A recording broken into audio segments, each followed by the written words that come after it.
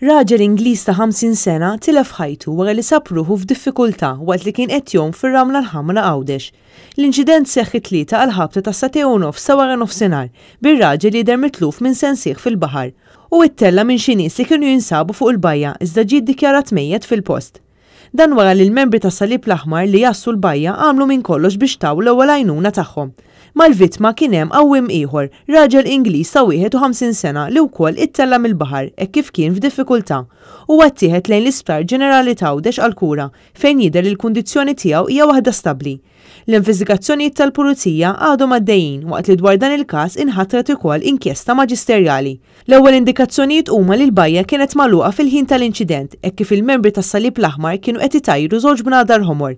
Din it-twissija li tfisser li għas-sigurtà tal-għawwiema ħatmu permess li jkun fil-baħar hekk kif il-kundizzjonijiet ikunu perikolużi.